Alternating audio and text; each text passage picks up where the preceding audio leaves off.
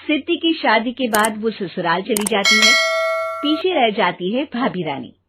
सिद्धि के ससुराल जाते ही भाभी कहती है, अरे वाह जी वाह, सारे कपड़े मेरे। हाय रे पैंट, अरे वाह वाह, मजा आ जाएगा। अरे ये सिद्धि की अलमारी के सामने खड़े होकर क्या बड़बड़ा रही है? जाकर देख मेहमानों को विदाई की मिठाई मिली कि नहीं। अब हाँ माँ जी, क्यों नहीं, लेकिन पहले कपड़े तो बदल लूं। अब रानी आ जाती है सिद्धि के उन कपड़ों में जो वो ससुराल जाने से पहले घर छोड़ जाती है। अरे रानी, कुछ दिन रुक जाती। अरे ये तो सिद्धि बिटिया को मैंने ही दिया था, बड़ा ही फबता था उस पर, तुझ पर तो कुछ खास नहीं लग रहा। अब वो ना मेरे सारे कपड़े गीले थे तो सोचा पहन लूं। वैसे भी सिद्धि को कौन सा दिन पुराने आउटडेटेड कपड़ों को पहनना है। वैसे भी ये सूट तो मैंने तभी पहना था, वैसे खास है भी नहीं ये। हाँ ठीक है, लेकिन ना मेरी सिद्धि पर तो जमता था। सारे मेहमान चले जाते हैं और सिद्धि ससुराल से मायके पहली बार आती है। अपना घर, अपना कमरा, अपनी अलमारी।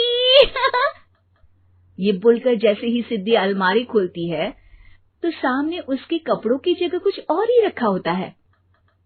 माँ, जरा कमरे में तो आना।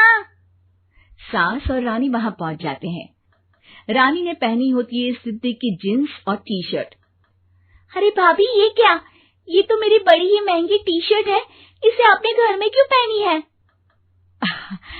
अरे बहुत मिलती है दीदी ये चौक की मार्केट में, 150 में। ओ भाभी प्लीज, ये एरोपोस्टल है, 2000 की एक टी शर्ट।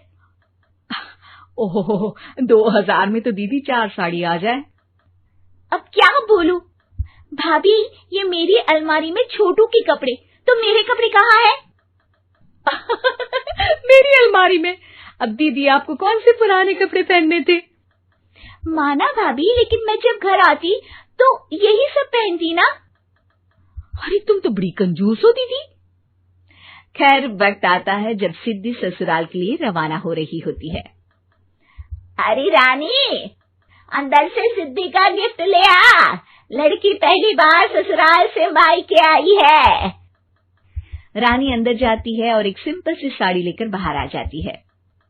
ये लीजिए माँ जी। सास बेटी को गिफ्ट देकर ससुराल भेजती है।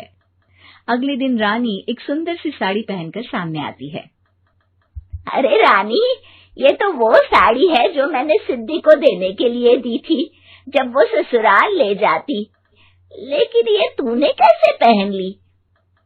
अरे माँ जी, ये साड़ी तो मुझे बहुत पहले से ही पसंद थी, लेकिन चिंता ना करिए, मैंने सिद्धि के लिए भी अच्छी सी साड़ी दी है। हाँ। तभी सिद्धि का फोन आता है। क्या माँ, कुछ अच्छा तो दिया होता ससुराल ले जाने के लिए। अरे पहले दिखा दिया होता। ये चमकते हुए पैकेट में नौकरानी वाली साड़ी मत दिया करो माँ। अरे बेटे, वो तेरी भाभी ने ना गलती से उससे पैकेट बदल गया। हाँ, मैं कल ही तेरे भाई के हाथ से तेरा वाला पैकेट भेज दूंगी। अरे रहने दो माँ, आई एम श्योर भाभी ने अभी वही साड़ी पहनी होगी जो तुमने मेरे लिए रखी थी। तुम तो समझ नहीं पाई उनको। खैर छोड़ो, मैं ज्यादा बोलती अच्छी नहीं लगती, रहने दो, आपको उन्हीं के साथ रहना है, फिर बात करेंगे। सास को रानी पर गुस्सा आ जाता है। वो उसके कमरे में जाती है जहाँ वो शादी का एल्बम देख रही होती है। रानी, मार्केट जाकर एक ऐसी ही साड़ी लेकर आ, कल प्रतीक जाकर सिद्धि के घर दे आएगा। अरे क्यों माँ जी, कितनी साड़ी देनी है दीदी को? यहाँ कोई सेल लगी है क्या? अरे चुप कर, मेरे बेटी के हिस्से की साड़ी खुद पहन ली, अब ज्यादा ज्ञान बांट रही है। एक दिन सिद्धि का फोन आता है। माँ, मेरी सास ने आप सबको खाने पर बुलाया है। सारे लोग सिद्धि के ससुराल पहुँचते हैं। खाना खाकर वो लोग निकल रहे होते हैं कि सिद्धि की सास सभी को गिफ्ट देती है। अरे बहन जी, बेटी के घर का खाना खा लिया, यही बहुत है जो आप ऊपर से गिफ्ट भी दे रही है। अरे बहन जी, आप भी कहाँ इन बातों पर विश्वास कर रही हैं। सास सभी को गिफ्ट देती है, लेकिन रानी को जो साड़ी देती है वो अजीब सी हरे रंग की लाल रंग के बड़ी छाप वाली होती है। अरे छी, ये कौन पहनेगा? सासू माँ को तो जरी वाली इतनी सुंदर और मेरे लिए ये नौकरानी वाली। अरे भाभी, दरअसल मैं जब भी घर आती थी आप वापसी में ऐसी ही साड़ी देती थी ना, तो माँ ने सोचा कि आपको आपकी पसंद की ही साड़ी क्यों ना दी जाए। बेचारी रानी, बोलती भी तो क्या।